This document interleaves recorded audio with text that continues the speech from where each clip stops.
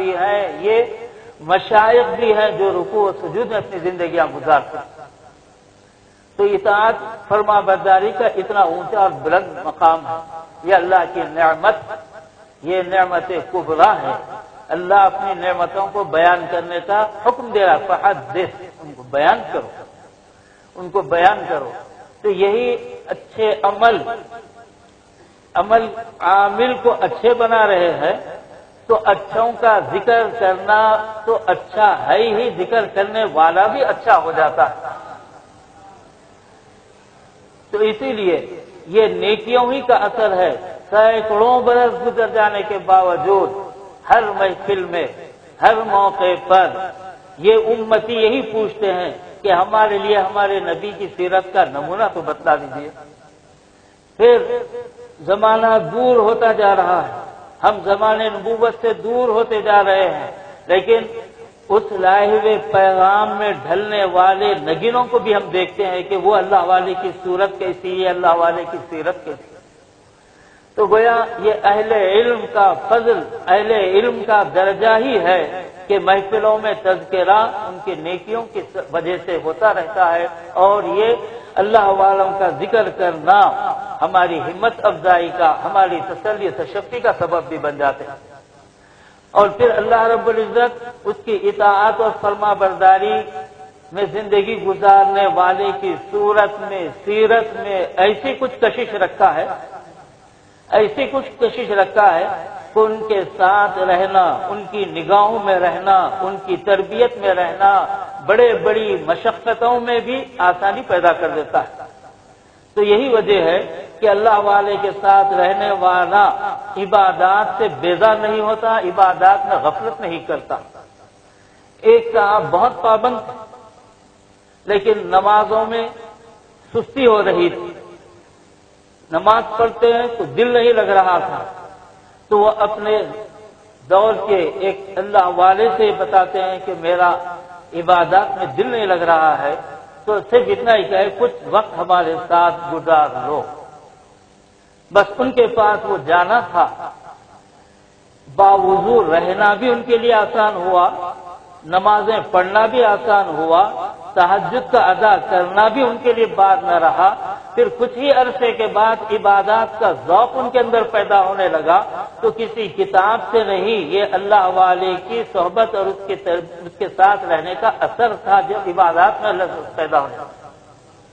تو اللہ تبارک و تعالیٰ جہاں اچھی خوشگوار ہوا میں یہ تاثیر رکھا ہے، اور اچھی فضا میں ایک تاثیر رکھا ہے، اچھی غذا میں ایک اثر رکھا ہے، تو کیا اللہ اپنے دوستوں کی سیرت میں، نگاہوں میں، اعمال میں، صحبتوں میں وہ اثر نہیں رکھا؟ یقیناً رکھا ہے، محسوس کرنے کی ضرورت ہے۔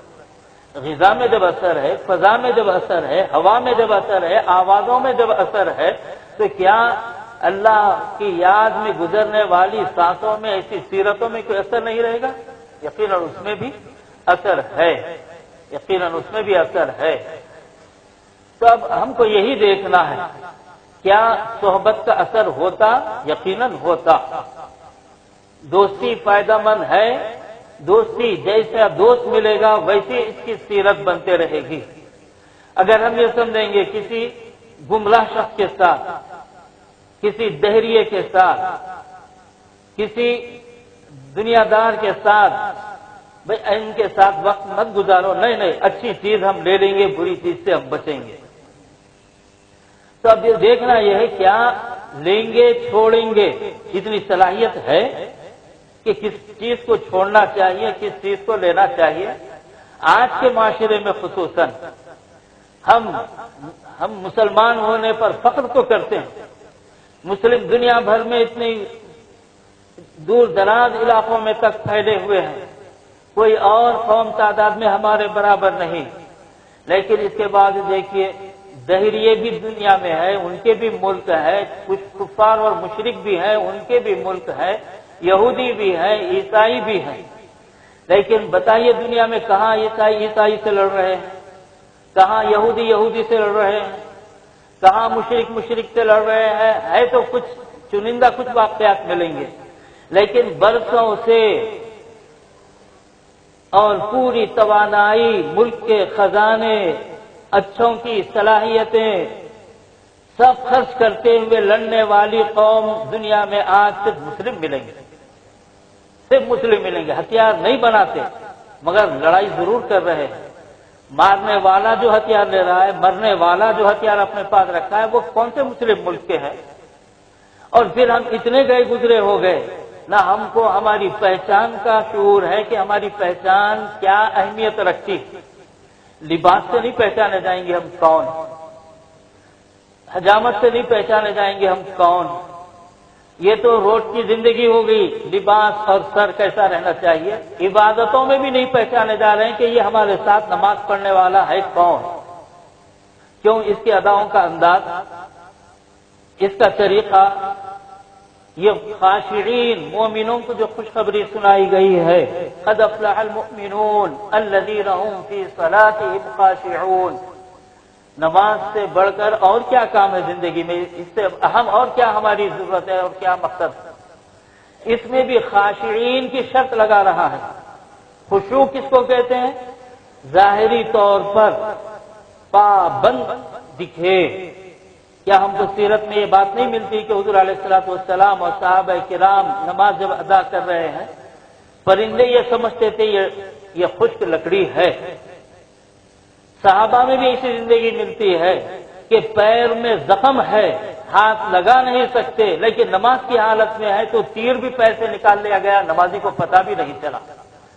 یہ خشوع ہے، یعنی ظاہری کیفیت وہ کہ بندہ فنا فی اللہ ہو گیا، بندہ اللہ کی یاد میں ایسے بہو ہو گیا کہ دنیا میں اس کے ساتھ کیا ہو رہا ہے اس کو احساس ہی نہیں۔ اور خضوع یہ ہے دلی کیفیت، دلی کیفیت، دل بھی ایسے متوجہ ہو جائے کہ پھر سوائے آخرت کی فکر، رب کی رضا، نبی کے نمونے میں ڈھلنے کے سوا کوئی اور نمونہ ہمارے سامنے نہ رہے۔ تو اب ہمارے خشوع حرکات بھی ویسے نہیں، کیفیات بھی ویسے نہیں، کیونکہ رکعت باندھتے ہیں ہم، نماز میں ہے اللہ اکبر، رکعت باندھتے ہی جسم تو یہاں ہے، خیالات کہیں اور، یہ خیالات کہیں اور ہے۔ تو یہ خیالات کو جمع کر کے رب کی رضا میں لگانا یہی اطاعت تو ہے، یا صرف ہاتھ باندھ لینا اطاعت؟ تو ہماری ہر کیفیت ظاہری باطنی سب وہ ہو رہی ہے جو ہماری مرضی کی ہے، نبی کے بتائے نمونے کی نہیں۔ تو پھر اب ہم کون ہیں؟ ہماری کمائی پر ہماری نظر نہیں، ہمارے خرچ پر ہماری نظر نہیں، ہمارے لباس پر ہماری نظر نہیں، ہمارے عادات و اطوار میں ہم نظر نہیں کہ مومن کی کیا ادا ہونا چاہیے، کیا اس کی کیفیت رہنا چاہیے۔ تو پھر ہم کس کے نمونے میں ڈھل کر زندگی گزار رہے ہیں؟ کس کے نمونے میں ڈھل کر زندگی گزار رہے ہیں؟ تو پھر یہ سارے جو نمونے ہم کو نظر آ رہے ہیں، کیا یہ کہنا صحیح ہے جو غلط چیزیں چھوڑ دیں گے، جو اچھی چیزیں لے لیں گے؟